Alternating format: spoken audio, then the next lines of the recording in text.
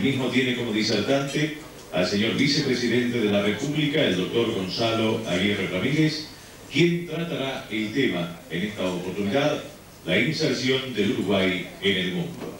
Acompañan en la mesa de cabecera al presidente de la Asociación de Dirigentes de Marketing del Uruguay, señor Jorge Auchalja, el orador invitado, doctor Gonzalo Aguirre, el señor ministro de Ganadería, Agricultura y Pesca, doctor Pedro Saravia, el señor senador Bari González, el señor senador Julio Carlos Greno, el señor presidente del Banco Central del Uruguay, contador Enrique Braga, el señor subsecretario de Vivienda, Ordenamiento Territorial y Medio Ambiente, doctor Julio Baliño, el señor Enrique de Fuentes, presidente del Banco de Seguros, el excelentísimo señor Tomás Dodd, embajador de los Estados Unidos de América, el señor Enrique Giner, secretario de ADM, el señor Horacio Pacelli, vicepresidente segundo de ADM, el señor Elías Stein, vicepresidente tercero de ADM, y el señor Felipe Jafé, directivo de ADM. Paso a darles lectura a una comunicación que llega directamente desde la Secretaría Privada del señor Presidente de la República. La señora Marta de Fuentes saluda muy atentamente al señor Jorge Auchalja, presidente de la Asociación de Dirigentes de Marketing del Uruguay, y le agradece en nombre del señor Presidente de la República la invitación que ha tenido la gentileza de cursarle con motivo del almuerzo que cerrará el ciclo 1993. Al encontrarse en viaje por el exterior, le será imposible poder acompañarles. Montevideo, 15 de noviembre de 1993. Y ahora sí, vamos a solicitar al señor presidente de ADM, el señor Jorge Auchalja, que haga uso de la palabra, abriendo entonces este almuerzo fin del ciclo 1993.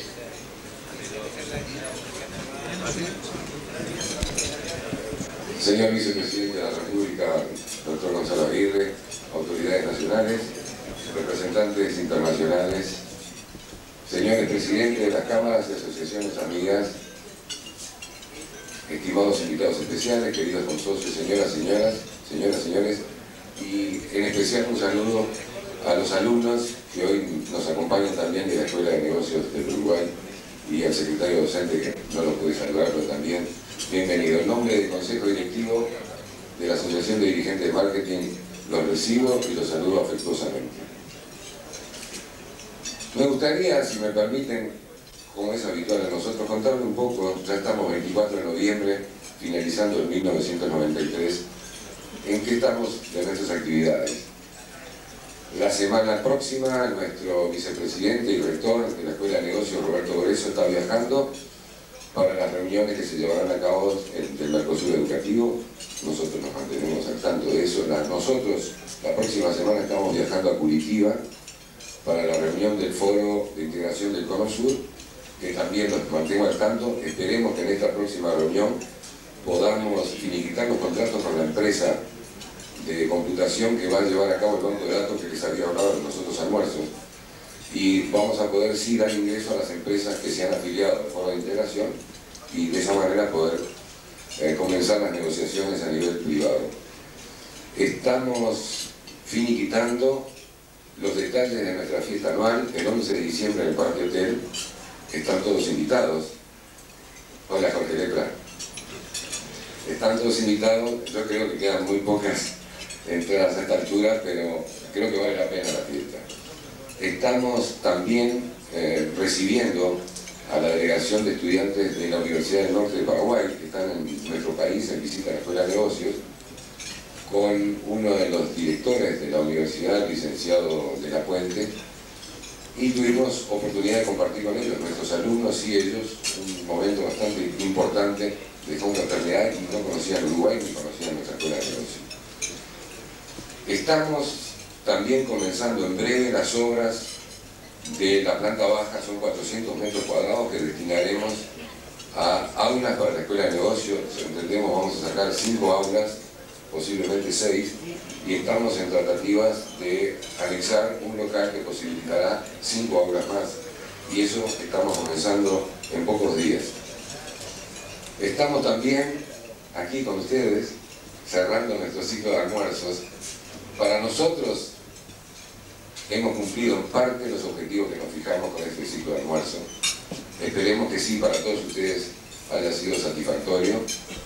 Y hoy en especial con la visita de una excelentísima persona como es el vicepresidente de la República, que nos halaga con su presencia y va a tratar un tema que es lo que a menudo nosotros tratamos en cada una de nuestras reuniones, en Uruguay, en forma privada, en nuestros almuerzos y en el exterior. Cómo la inserción del Uruguay en el mundo, yo diría un poco más también, digo, Uruguay, Mercosur, cómo hacen los países latinoamericanos realmente para competir con el gran mundo que todos los días compite contra nosotros, en el buen sentido. Yo creo que es un gran tema, con una gran personalidad, por primera vez en la asociación y cerrando el ciclo en un muy buen día. Todos los días que nos venimos acá fueron excelentes días, y eso es un buen síntoma. Yo les pido, recibamos a nuestro disertante invitado, al doctor Aguirre, con un caluroso aplauso.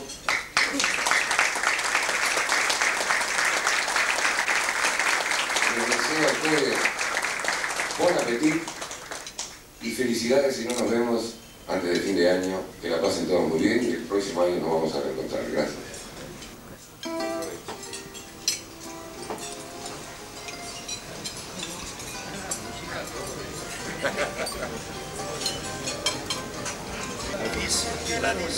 Quizás está mal. Embajador, ¿cómo le va? Bien, gracias. ¿Cómo pasó? Me alegro mucho.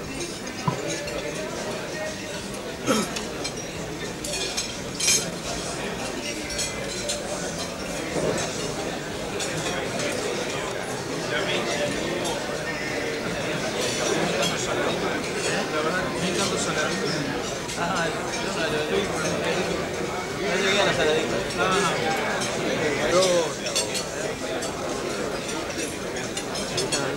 No, hablando de los puertos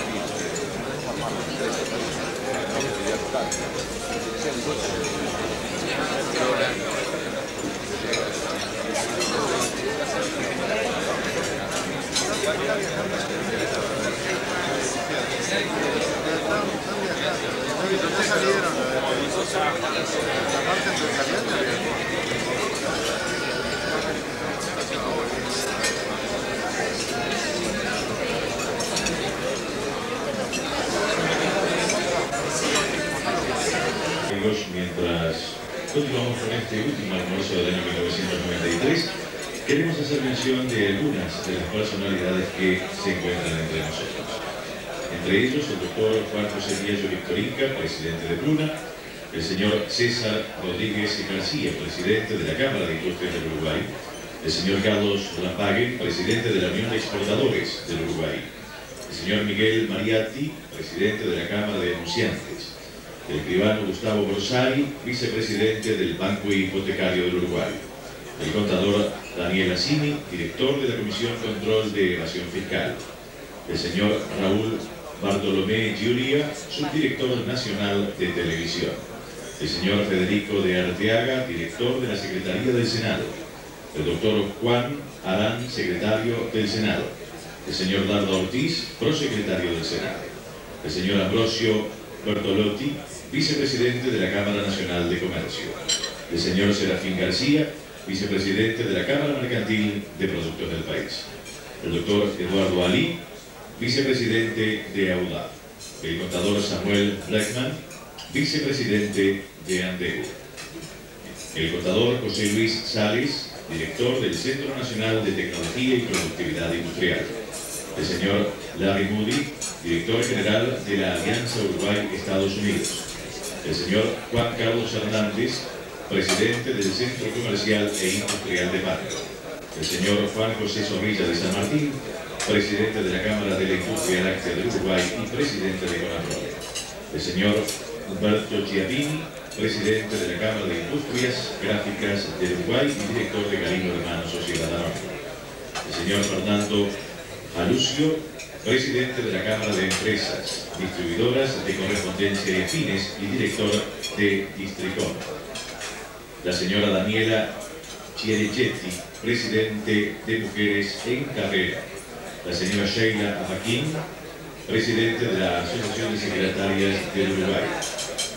el señor Pedro Martín Miarú, presidente de Cobopar Sociedad Anónima, el señor Carlos Pelligotti, director general, y el señor Pablo Beldarrain, vicepresidente del Citibank, el señor Julio Garde, director de Banesto Banco Uruguay, el señor Pablo Cabaza, vicepresidente de Pepsi-Cola Interamericana Sociedad Anónima, el señor Jorge Lepra, gerente general de Texaco Uruguay Sociedad Anónima, el arquitecto Nicolás Algorta, director de Algorta Sociedad Anónima, el contador Horacio Vilaró, gerente general Banco de Boston, el señor Luis Camoros, gerente general de Fábricas Nacionales de Cerveza Sociedad Anónima, el señor Luis Iple, gerente comercial de Bari Sociedad Anónima, el señor Rodolfo Facchini, presidente de la Asociación Uruguaya de Agentes de Carga, el contador Alberto Saucedo, director de Contador Saucedo y Asociados, la señora Mara Fernández, directora de Jorge Feldman y Asociados, el señor José Mazuco, gerente general de ventas de Coacin Uruguaya Sociedad Anónima, el ingeniero Hugo Alberto Rabotnikov, gerente general de Olur Sociedad Anónima, el ingeniero Jorge Escandó, gerente general de Unisys Sudamericana, el señor Nilo Peile, gerente del Banco Exterior, la señora Teresa Herrera, directora de Sibila Consultores, el contador Jorge Oki, gerente financiero de Prosegur Sociedad Anónima Tiempos, el señor Mario Eisenberg, gerente comercial de Sinopa, el señor Alcides Abarno, gerente general de Ascensores Otis, el señor Julio Oliveira, director de la Mimeográfica, el señor Rodolfo Facchini, director de Transcargo, el señor Gonzalo Domínguez, director de Elminar Limitada, el señor Marcos Gerber, gerente de Impasa Sociedad Anónima Uruguay, el señor Julio César Chero, gerente general de Saudú, y el señor Carlos de la Fuente, gerente de Aviatur. Son algunas de las personalidades que nos acompañan en este mediodía. En instantes tendremos el honor de escuchar al señor vicepresidente de la República en el tema citado para la oportunidad: cómo se inserta Uruguay en el mundo.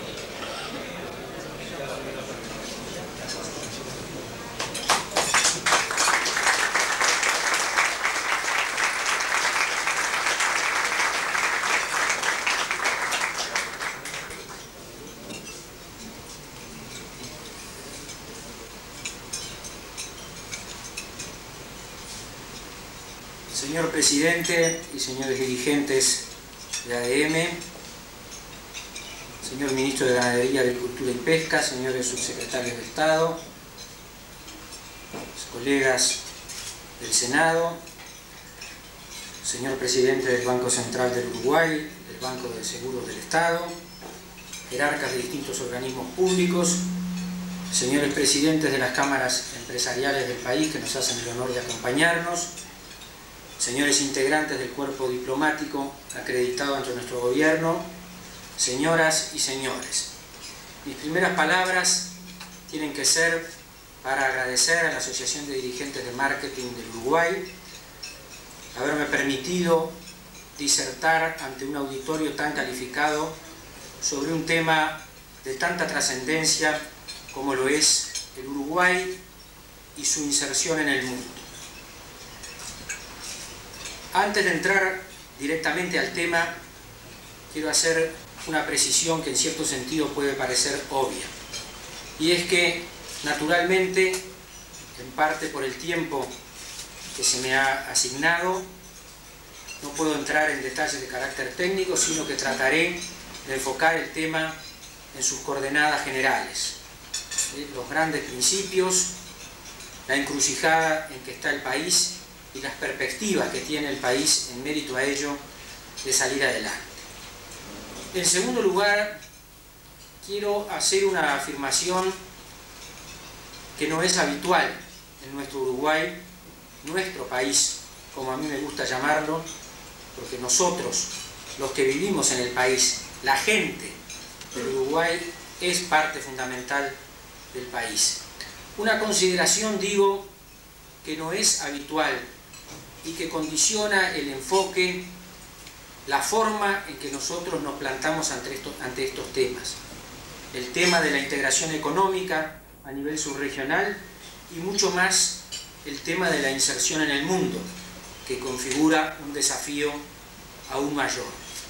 Y esa condicionante de orden psicológico que tenemos los uruguayos, no digo todos los uruguayos, pero la mayoría de los compatriotas al encarar estos temas, es que somos un país pequeño, un paisito, como algunos se habían acostumbrado a decir cariñosa, pero erróneamente años atrás. Yo sostengo enfáticamente que no somos un país pequeño, naturalmente, no somos un país grande tampoco. No somos un país pequeño por la razón elemental de que tenemos 176.000 kilómetros cuadrados más una importantísima superficie marítima, superficie llena de riqueza además. Si nosotros comparamos el territorio del Uruguay con el de naciones que gozan desde siempre de una sólida prosperidad, como Bélgica, como Suiza, como Dinamarca, como Holanda, que tiene la mitad de su superficie bajo el nivel del mar, comprenderemos cuán erróneo es decir que el Uruguay es un país pequeño y cuán erróneo es creer que porque no es grande no puede alcanzar la prosperidad económica. Las condiciones físicas del Uruguay, las condiciones de su territorio además son harto favorables. Tenemos 16 millones de hectáreas, pero de tierras fértiles. Aquí no hay desiertos, ni nieves eternas, ni montañas inaccesibles. Las condiciones climáticas del país son excelentes. Las temperaturas extremas no son desconocidas. He hablado de la superficie marítima del país. No es solo la dimensión de la misma, es que esa superficie configura la boca de salida del centro del continente, a través de los grandes ríos que vienen a engrosar con sus caudales este espléndido estuario del Río de la Plata, en el que se hallan sobre la ribera norte del estuario los mejores puertos del continente, o por lo menos los mejores puertos, casi los únicos puertos naturales del Atlántico Sur. No somos un país mediterráneo. Piénsese en la tragedia que es ser un país mediterráneo. La lucha ya secular de Bolivia por acceder otra vez al mar, su salida marítima. Y la condición en que se encuentran otros muchos países que no tienen esa condición, que no tienen puertos y que dependen de la buena voluntad de sus vecinos, de trabajosos acuerdos para poder salir al mar con su producción. Pero no es ese solo el capital del Uruguay, está también el capital humano. El uruguayo, lo dicen los europeos, lo dicen visitantes de otras naciones, lo dicen diplomáticos, es un elemento humano de alta condición. En la cultura promedio del país es muy aceptable, el pueblo uruguayo es tolerante, el tiempo de la intolerancia en el Uruguay, que fue breve, felizmente ya pasó. Somos en general gente culta y el uruguayo cuando sale del país, no digo en todos los casos, pero por regla general se destaca en el arte, en la diplomacia, en los organismos internacionales, en el deporte y en general en todas las actividades que emprende. También en las actividades específicamente laborales, no solo en las profesionales, porque la mano de obra uruguaya, sobre todo comparada con la de otros países, es una mano de obra de buena calificación. Por supuesto que lo que estoy afirmando no me lleva a perder de vista la realidad.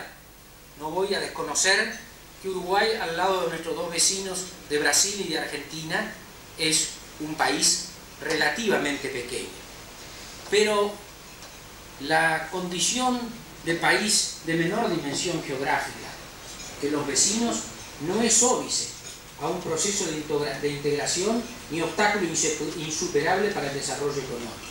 Los ejemplos europeos sobran. El Tratado de Roma se firmó en 1960, de allí en adelante las naciones europeas cada vez en mayor número comenzaron a integrarse y no solo le fue bien a las que ya tenían un mayor desarrollo industrial y a las de mayor superficie. Al lado de Alemania prosperó Luxemburgo, que apenas es la 20ª parte del Uruguay. Al lado de Francia prosperó también Bélgica. Y tampoco la relativa pequeñez geográfica es obstáculo insuperable aún al éxito obtenido en forma solitaria, diría yo, en forma unilateral. Los llamados tigres asiáticos así lo demuestran. Una ciudad-estado como Singapur, que no tiene más superficie que nuestro pequeño departamento de Montevideo, un puerto dotado de gente emprendedora, con iniciativa, con capacidad, con conocimiento, fue capaz de salir adelante y demostrarle al mundo lo que es posible hacer sin necesidad de ser un gigante en dimensión geográfica. Claro que me van a decir, bueno, pero esas naciones tienen otras condiciones que no se han dado en el Uruguay, cierto. Esas naciones tienen, entre otras condiciones, la de poseer, por su desarrollo inferior, por venir algunas de ellas en tiempos recientes de la vida colonial, de una mano de obra muy barata, que les permite obtener competitividad en base a una condición que nuestro país no está en condiciones de obtener sin hacer retroceder el nivel de vida de la población, lo que es impensable a esta altura de los tiempos. Tampoco voy a negar que nuestro país tiene sus dificultades. La principal de ellas es la escasa población. En nuestro país, decía Francisco Bauzá hace más de un siglo, holgadamente pueden caber 10 millones de personas. Y si eso era cierto en 1885, mucho más cierto es en 1993. Y la escasa población, mal distribuida además dentro de un territorio con excesiva centralización, no solo demográfica y gubernativa, centralización del aparato productivo del país, de los emprendimientos empresariales en determinados puntos y zona, naturalmente, que es una condición negativa para el país.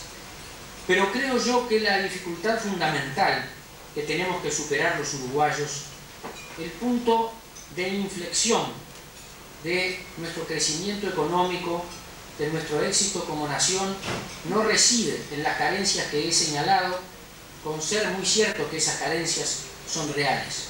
Nuestra principal dificultad reside en una actitud mental, es la resistencia al cambio. El mundo cambió vertiginosamente desde 1975 a la fecha. Diría yo que el primer cambio político grande en el mundo fue el fin del sistema autoritario en España y el advenimiento de España a la democracia. Y luego de eso, en muy pocos años, se sucedieron vertiginosamente las transformaciones. Es difícil determinar si las transformaciones políticas aceleraron las transformaciones económicas o si las transformaciones económicas y el fracaso total del sistema económico que dio en llamarse como de socialismo real fue en cambio lo que precipitó los cambios políticos. De todas maneras, hay un hecho indudable: esos cambios se produjeron, los percibimos, sabemos que tenemos que adaptarnos a esos cambios, pero nos ha resultado muy trabajoso modificar nuestras estructuras mentales, nuestra forma de pensar, nuestro enfoque de la realidad, nuestra tendencia al menor esfuerzo, a vivir de la ventaja no ganada, de la ventaja inmerecida. Esa actitud no cambió en general. No quiere decir, por supuesto, que sea el común denominador de todos los uruguayos, de todos los políticos, de todos los educadores y de todos los empresarios uruguayos, pero sigue siendo, lamentablemente, la actitud mental de la mayoría de los uruguayos. Debemos cambiar, entonces, todos, los políticos, los empresarios, los trabajadores y también los educadores. Otro punto que tenemos que tener claro, que yo al menos creo tenerlo claro, es que a pesar de las ventajas que tiene Uruguay como país ubicado en una zona templada, con buen clima, con todo su territorio fértil, con una gran riqueza marítima, en el mundo económico de nuestros días, el desarrollo, el éxito pleno, no se logra con las ventajas comparativas naturales que eran las determinantes del éxito económico en la concepción de la teoría económica tradicional hasta hace unas 3 décadas. No son esas ventajas comparativas naturales las que aseguran los primeros puestos en la carrera por el desarrollo, por la productividad y por el éxito en la colocación de los productos propios en todos los mercados. Y el mejor ejemplo de esto es el Japón.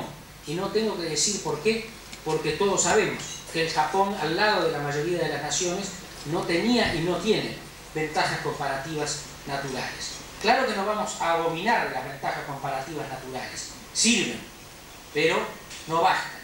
Hoy la ventaja, todos lo sabemos, reside en la información, en el conocimiento, en la motivación y en la educación. Educación que yo diría que es el presupuesto de las dos primeras.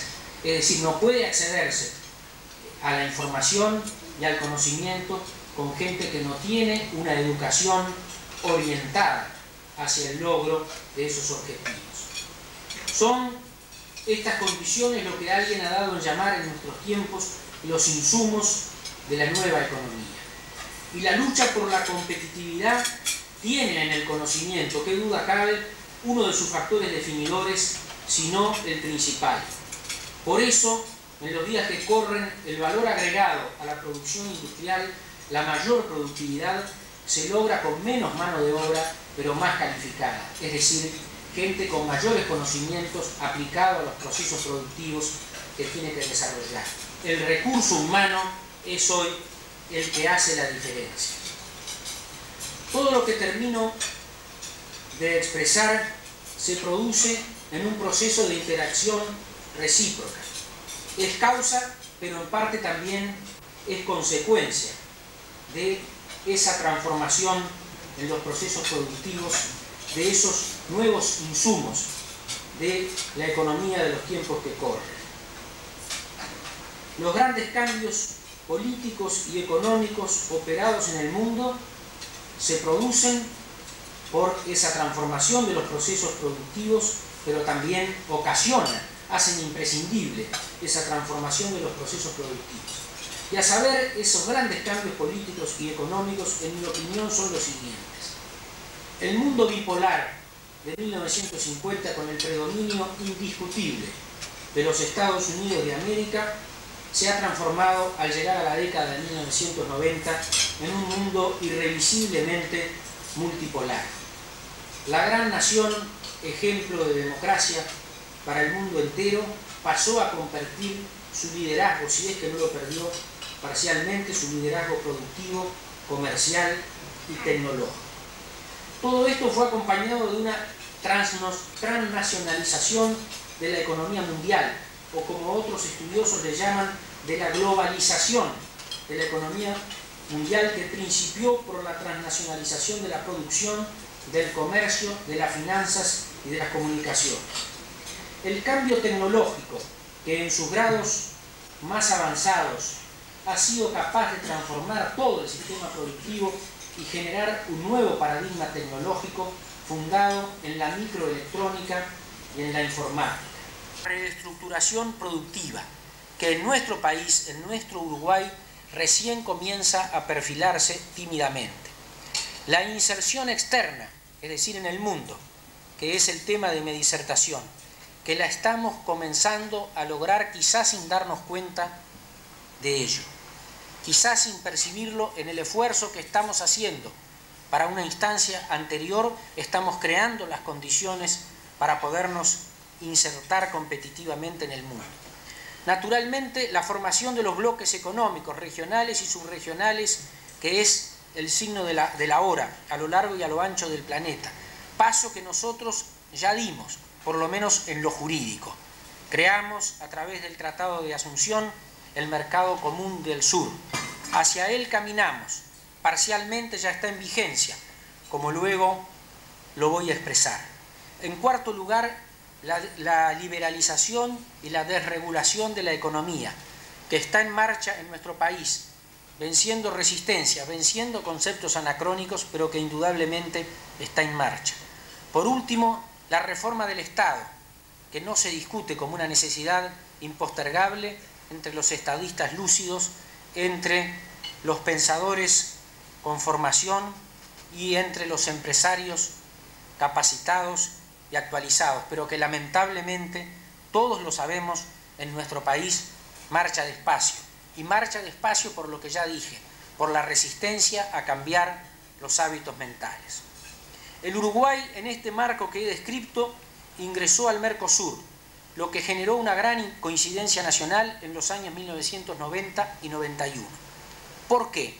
¿Por qué este paso en cierto sentido revolucionario no generó ninguna discrepancia en día en que el presidente de la República convocó al edificio Libertad a los principales dirigentes políticos de todos los partidos, líderes de esos partidos? ¿Por qué nos pudimos poner de acuerdo en 5 minutos?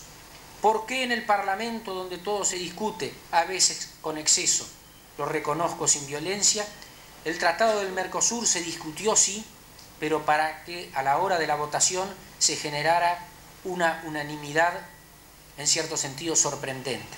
31 en 31 en el Senado y 97 en 99 en la Cámara de Representantes. ¿Por qué ocurrió ello? Primero porque la tendencia mundial hacia la formación de bloques regionales es una tendencia que rompe los ojos, que es la hora o el signo definidor de los tiempos que corren. Todas las naciones que tienen gobernantes lúcidos se han dado cuenta que no pueden progresar más en el aislamiento, que si se quedan en el aislamiento les espera el estancamiento y el retroceso. El ejemplo formidable del mercado común europeo, por más que la recesión haya ganado en la crisis de los últimos 2 años a algunos de estos países, la recesión o por lo menos la detención de su proceso de crecimiento, abrió los ojos a los líderes de todos los países del mundo. Hoy el Mercosur está en marcha, hoy el NAFTA en América del Norte está en marcha, hoy el Japón sabe que aunque no ha celebrado ningún acuerdo de ese carácter, no podrá competir en el futuro contra los grandes bloques regionales si no forma un bloque regional con el Asia insular y probablemente con su secular adversario, la República Popular China. Así me lo decía 2 años atrás, cuando en ausencia del país, del señor presidente de la República, yo lo subrogaba, el presidente de la Mitsubishi, que encabezaba una nutrida delegación empresarial japonesa que visitaba el Río de la Plata. Y la segunda razón que determinó esa coincidencia nacional fue la imposibilidad de marginarnos frente al acuerdo de Argentina y Brasil. Si en los últimos años nuestro comercio exterior ha llegado a aumentar con los 2 vecinos al orden del 35 o en el orden del 35 al 40%, hubiera sido suicida en los momentos en que Argentina y Brasil formaban entre ellos una unión económica, un mercado liberado, bilateral, pero liberado al fin.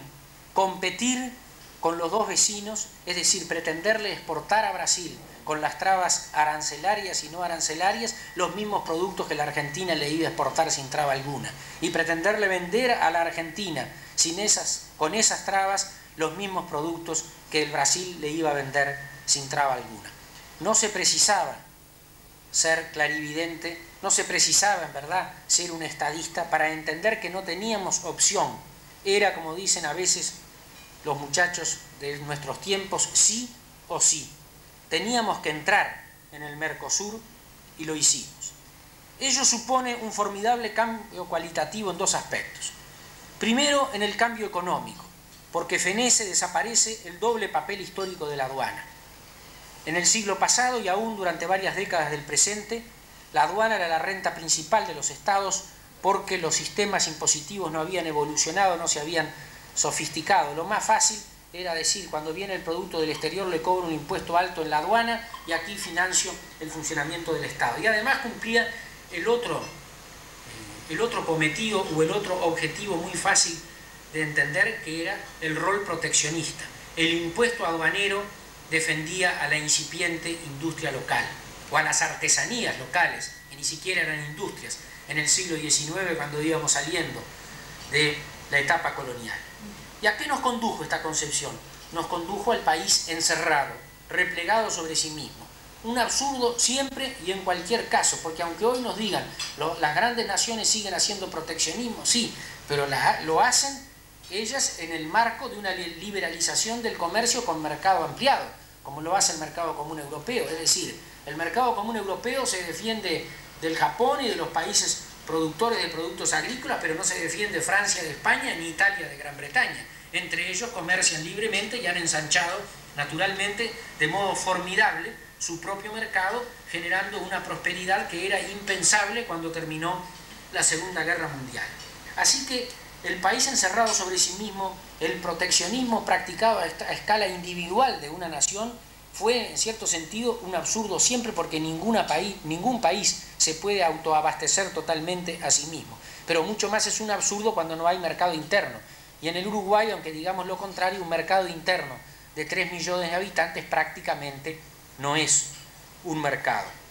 Pero además eso nos condujo durante décadas y desde siempre a la industria no competitiva en el mundo por ineficiente. Ineficiente no porque quisieran los empresarios ser ineficientes, porque no tenían necesidad de ser eficientes desde que estaban protegidos por las medidas que adoptaba el Estado, por un arancel que, como dijo el otro día el exministro Ricardo Servino, no hace muchos años, 20 y 25 años, llegaba al 100, al 120, al 150%, es decir, un arancel absolutamente prohibitivo. Entonces el cambio se produce al desaparecer la aduana con los vecinos en su doble papel, como recurso fiscal y como barrera protectora de nuestra propia producción y como barrera productora de la protección, o mejor dicho, de la producción de los países vecinos frente a nuestra producción. Y aquí surge el primer gran beneficio, que es obvio. Pasamos de un mercado de 3 millones a un mercado de 200 millones de habitantes. Y al mismo tiempo se produce el otro gran cambio cualitativo, que es el cambio cultural, entendiendo la cultura como pautas, hábitos, costumbres, estilos de vida y de organización de la producción, el trabajo, el comercio y el consumo. Está integrado a nuestro modo de vida la mentalidad de frontera.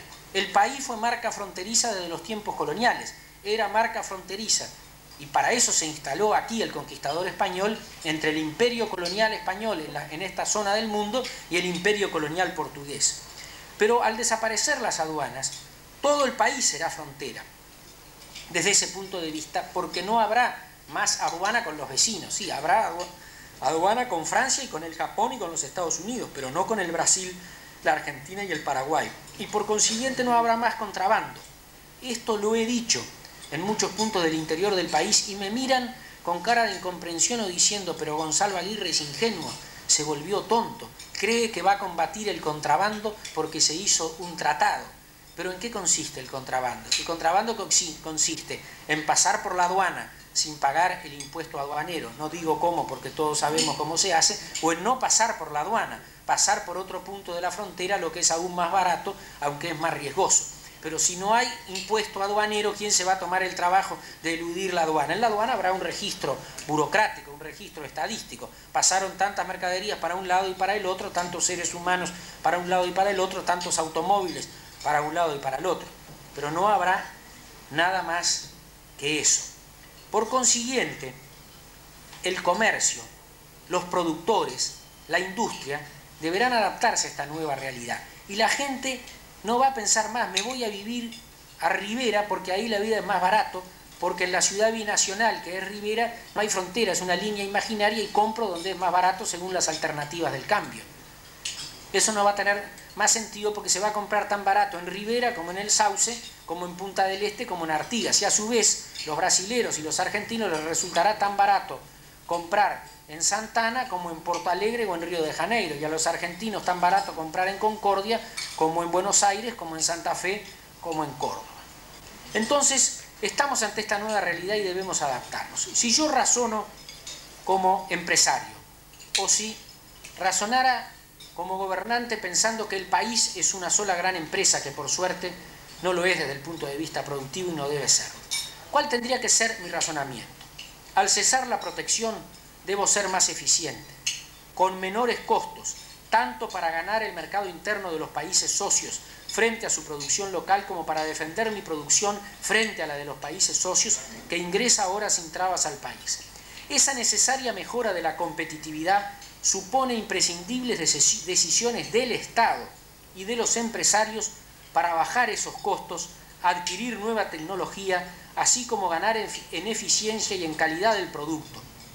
Ello es lo que debe permitirme competir fuera de la zona de libre comercio inicial, ganar mercados de terceros países y, al insertarme en el mundo, aumentar sustancialmente el comercio y como consecuencia ineludible la riqueza del país todo.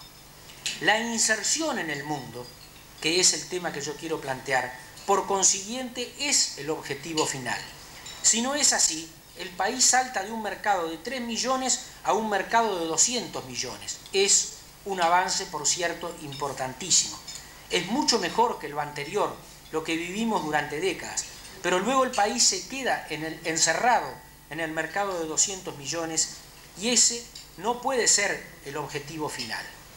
Otra cosa que tenemos que tener clara es cuál es la situación actual. Hay gente que está preocupadísima porque dice, empieza el Mercosur el 1 de enero del 95, quizá demos un salto en el vacío, se produce un cambio total en las reglas de juego, en nuestra vinculación comercial con los países vecinos. No, no es así. No va a cambiar mucho el 1 de enero del 95, más bien muy poco, porque el Tratado de Asunción en lo que hace a la configuración de la zona de libre comercio ya está en vigencia desde que se canjearon las ratificaciones cuando el último de los estados, creo que en noviembre del 91, lo ratificó. El Tratado de Asunción determinó la caída progresiva, lineal y automática de los aranceles cada 6 meses y estos actualmente en las 3 franjas de productos que tienen distintos niveles arancelarios, con los países socios del Mercosur, desde el 30 de junio de este año, tienen niveles del 5%, del 3,75% y creo que los bienes de capital, es decir, los insumos fundamentales para el proceso productivo, solo 1,50%. ¿De qué protección entonces estamos hablando si los niveles arancelarios son ridículamente bajos a esta altura? El problema, por tanto, no es ya la pérdida de la protección casi inexistente, es la caída de la lista de productos exceptuados por los 4 países, del arancel común con los terceros estados a 0. El Uruguay exceptuó en principio 960 productos, hoy son 578, 384 el año próximo, 198 en el 95 y recién llegaremos a 0 el 1 de enero del 96. Eso sí es un problema para esos rubros productivos, para esos sectores empresariales. La conclusión es que ya estamos muy cerca de una zona de libre comercio, no solo por el Tratado de Asunción, es porque el PEC y el CAUCE, tratados bilaterales con el Brasil y Argentina respectivamente, como ustedes lo saben mejor que yo, todos los empresarios lo saben, están en aplicación desde fines de la década del 70, al principio muy limitadamente, pero en los últimos años en un ritmo de crecimiento vertiginoso en cuanto al crecimiento del intercambio comercial que se hace a través de esos productos. En el PEC se negocia producto por producto, ya hay desde el año 92 1.872 concesiones brasileñas, es decir, a igual número de productos de nuestro país que se venden en el Brasil con arancel 0 y alrededor de 1.200 concesiones le ha hecho el Uruguay al Brasil. En el CAUCE se negocia por cupos, según grado de competitividad con el producto similar argentino, pero ha llegado a constituir el 75% de nuestro comercio con Argentina. Y entonces es donde me viene a la memoria una reciente reflexión del ingeniero Beck Villegas cuando dijo: yo no fui partidario del Mercosur, no entiendo por qué, en todo caso él cayó sus razones, pero dijo luego algo más importante: el Tratado de Asunción ya está en aplicación, los aranceles ya cayeron, y aunque algunas dificultades en determinados sectores son ciertas y las tendremos que tratar de superar, nuestra industria, contra lo que se decía, ha ido demostrando un grado mayor de competitividad del que se suponía, porque si no hubiéramos asistido a una catástrofe y ella no se ha producido. Naturalmente que el tema del Mercosur da para mucho más, pero si lo desarrollo en extensión, no vamos a tener tiempo para llegar a las reflexiones finales sobre el asunto grande que en mi concepto es la inserción en el mundo, por lo menos en el mediano plazo. Naturalmente que sabemos la distinción entre zona de libre comercio, unión aduanera, mercado común, que es la etapa final con libre circulación de bienes, productos, servicios y factores productivos, de lo cual aún estamos lejos. Naturalmente que sabemos que para llegar a la unión aduanera, que la queremos crear para el 1 de enero del 95, tenemos por delante el gran tema, la gran discusión sobre el arancel externo común, la oposición de intereses que, sobre todo en materia del arancel para bienes de capital, hay entre Brasil y por un lado y Argentina, Uruguay y Paraguay por el otro.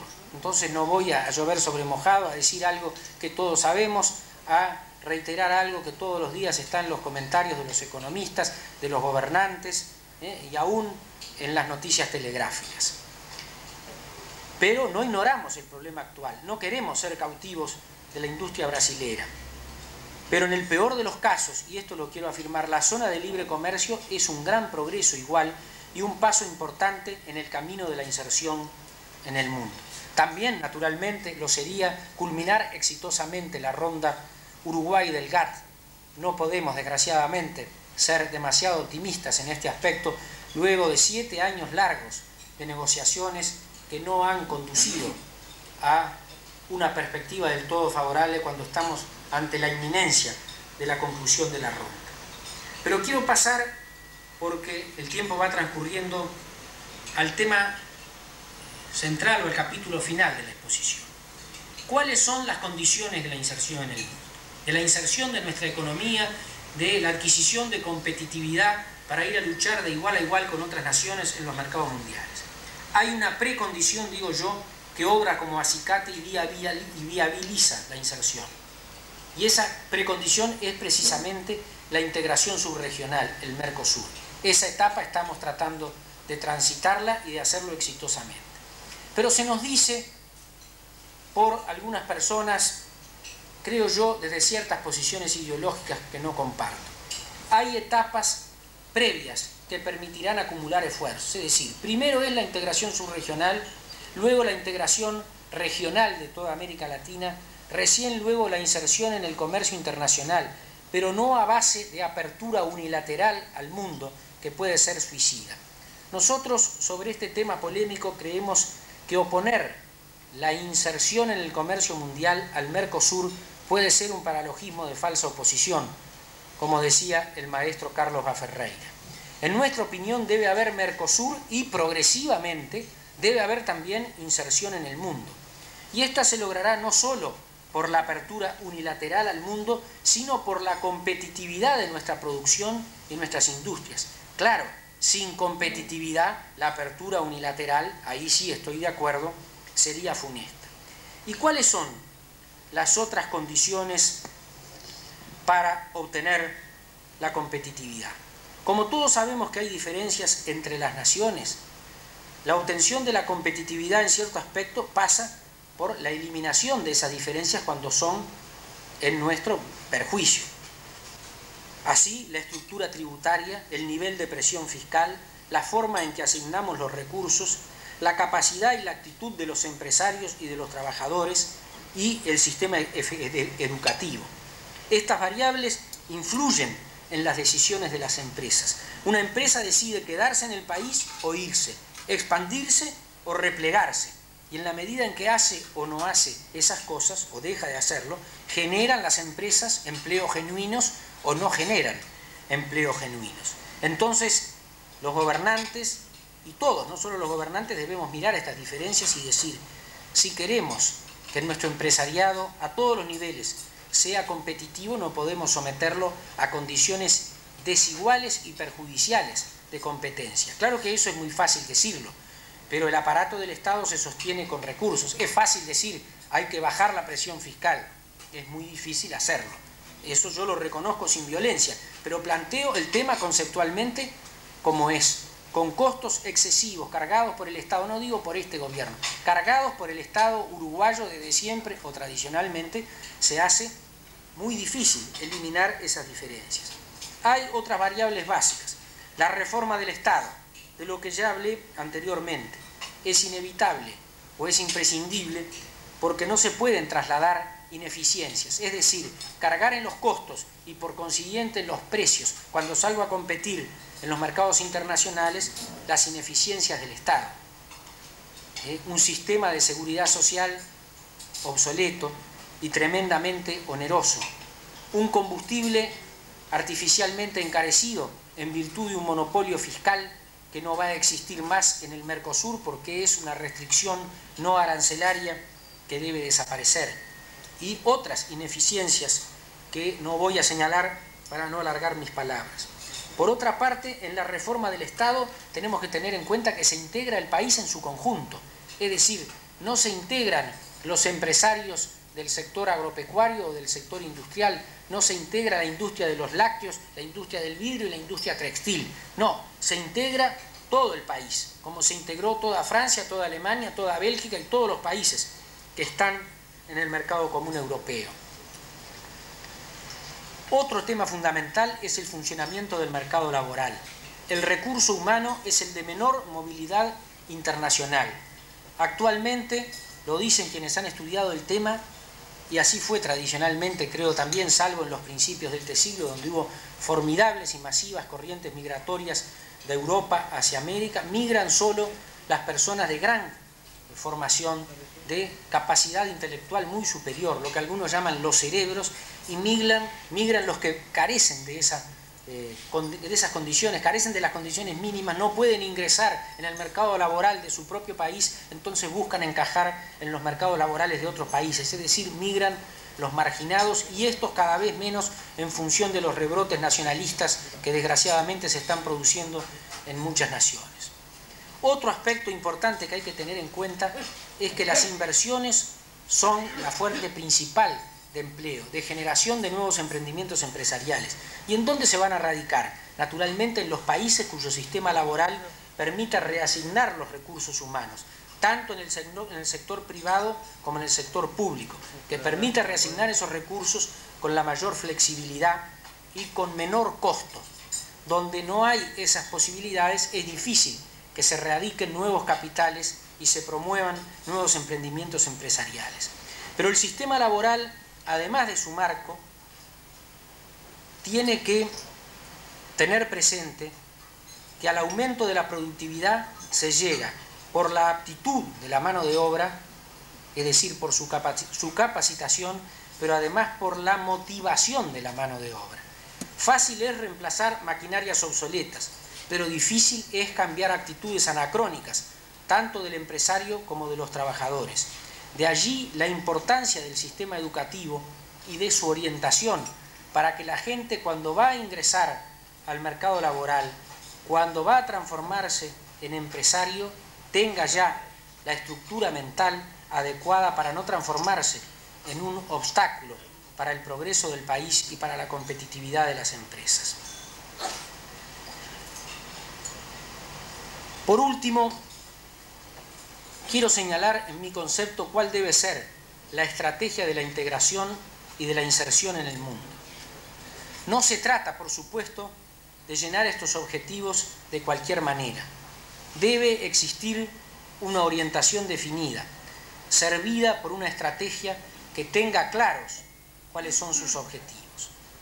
Así, si estos son lograr la competitividad de nuestra producción a todos los niveles y su colocación exitosa en los grandes mercados mundiales, que es lo que atraerá las inversiones y aumentará el producto, o sea, la riqueza nacional, y mejorará sustancialmente el nivel de vida de la población, que es a lo que todos aspiramos, sin distinción de banderías políticas y de ubicación en el seno de la sociedad.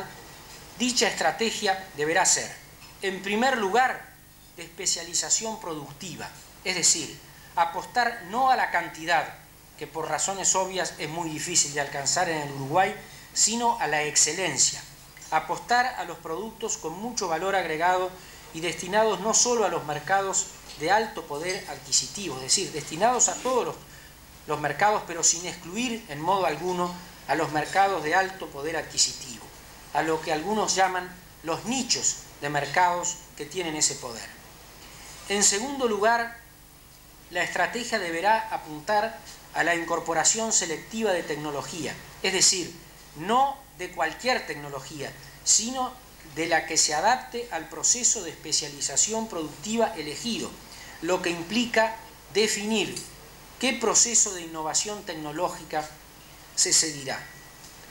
Por último, este proceso al que me estoy refiriendo esta estrategia de la integración y de la inserción en el mundo naturalmente no parte de una situación estática.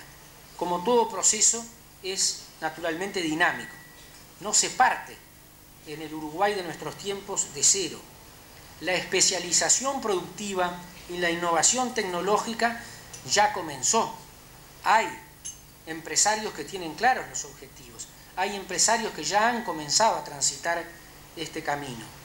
Por ejemplo, no es casualidad que Uruguay ocupe un lugar de privilegio en el comercio mundial de lana industrializada, porque los empresarios en este rubro han tenido claros los objetivos, han hecho las inversiones necesarias, han adquirido la tecnología imprescindible y están casi a la cabeza de la producción mundial de tops, es decir, la lana de mayor valor en su industrialización, en su valor agregado y en su excelencia tecnológica.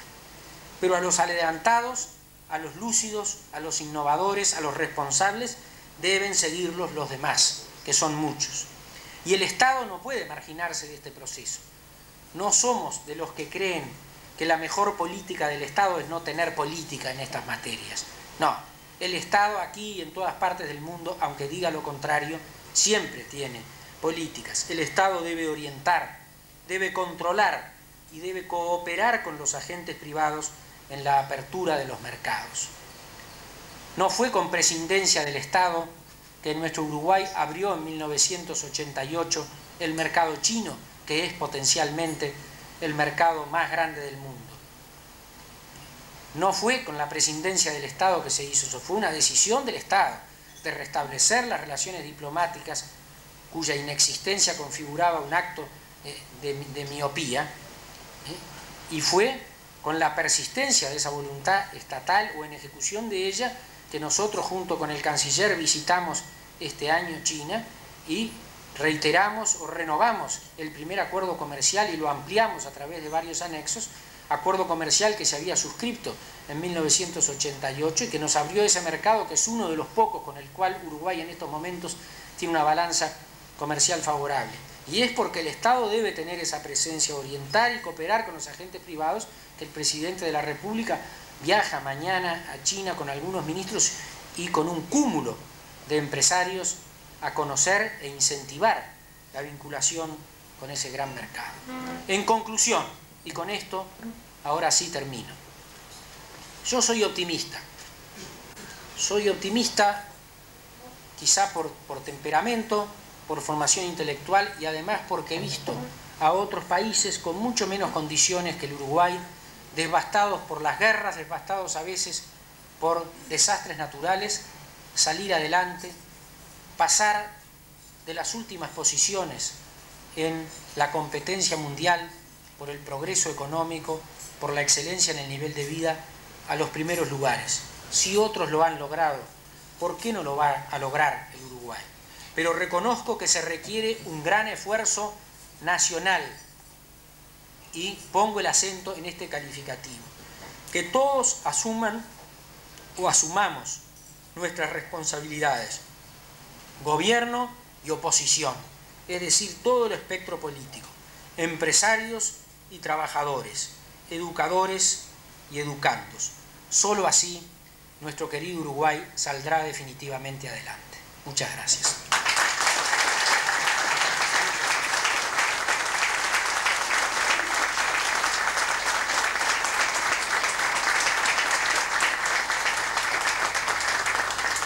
Seguidamente, damas y caballeros, vamos a usar de la amabilidad del doctor.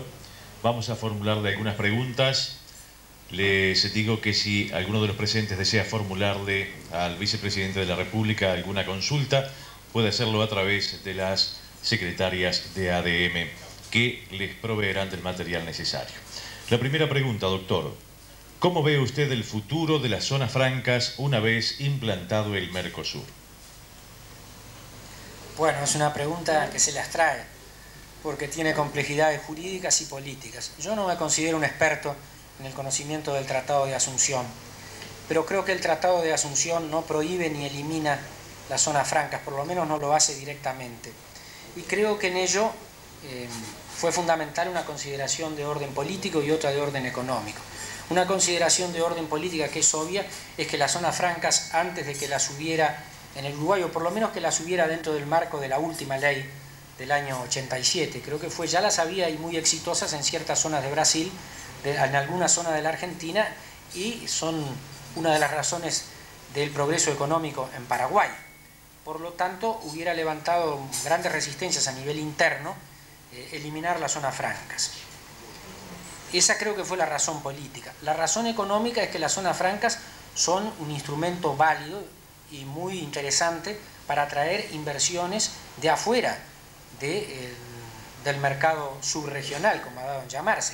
Es decir, en función de los incentivos fiscales de todo tipo, que no se reducen a la eliminación de los aranceles, hubiera sido un paso atrás, en mi concepto, eliminar las zonas francas. Creo que no está planteada la eliminación de las zonas francas. Aquí veo al contador Assini, que ha sido director de zonas francas, y por lo menos yo no he visto esa inquietud y no he visto que se planteara en el Parlamento, donde se plantean prácticamente todos los problemas, los que puede resolver el Parlamento y los que es imposible que pueda resolver el Parlamento.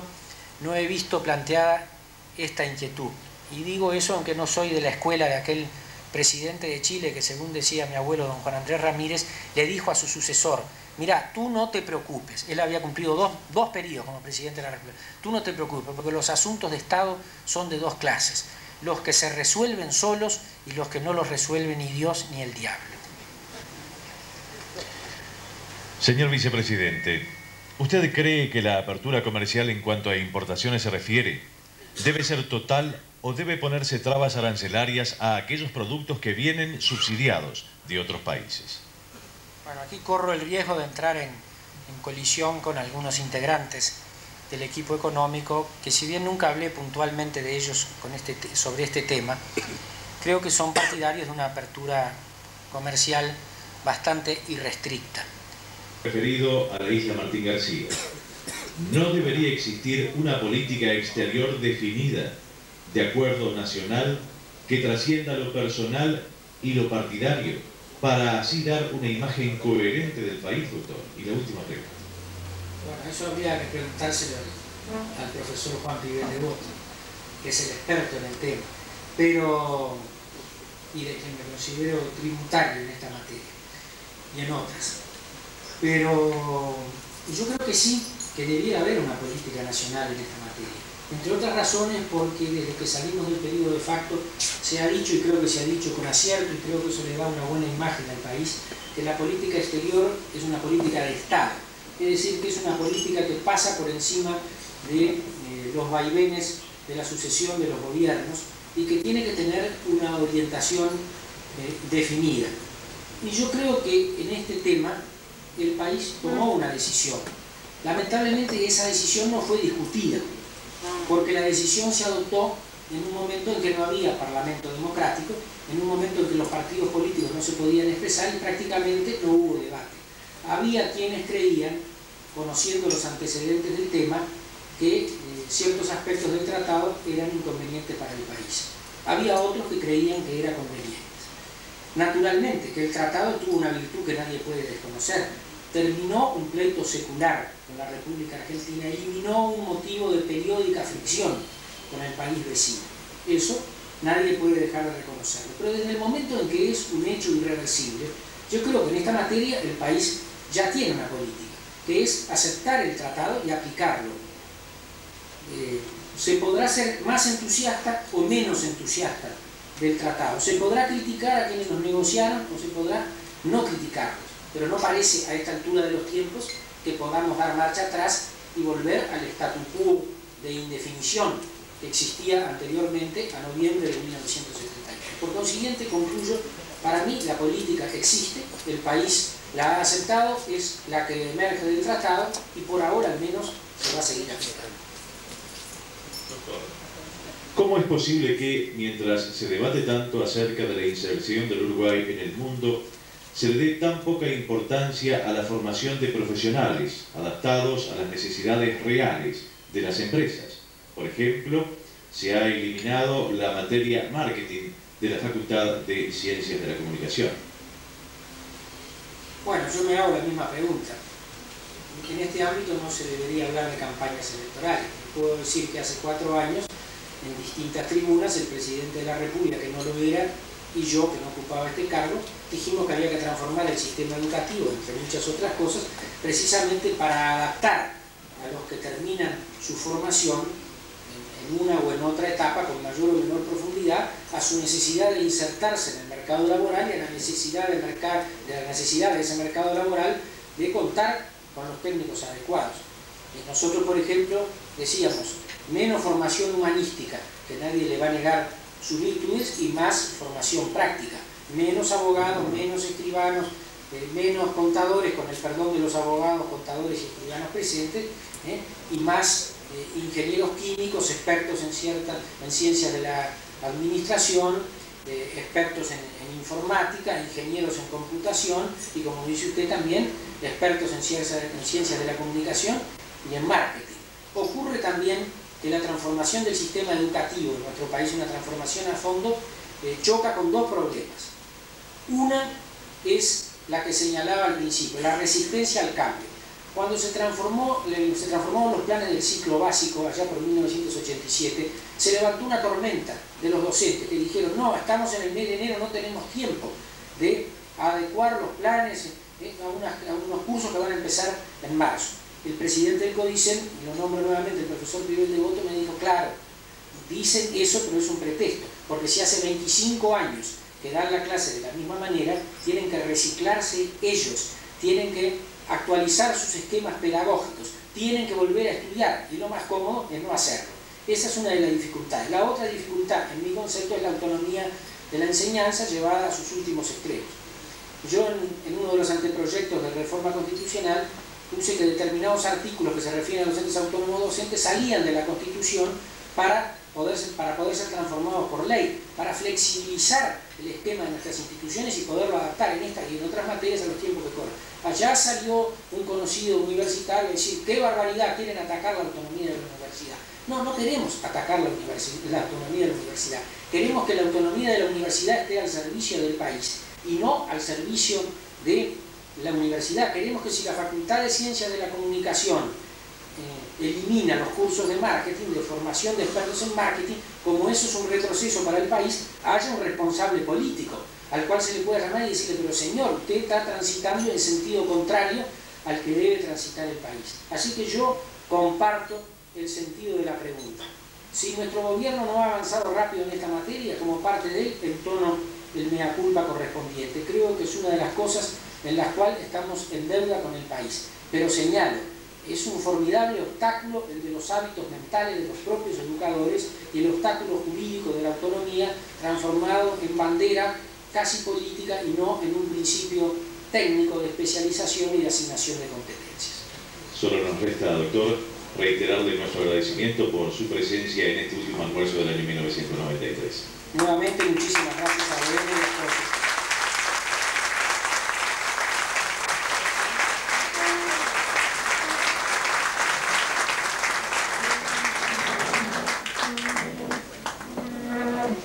Y a todos los presentes, muchísimas gracias por acompañarnos. Tengan ustedes una muy buena jornada.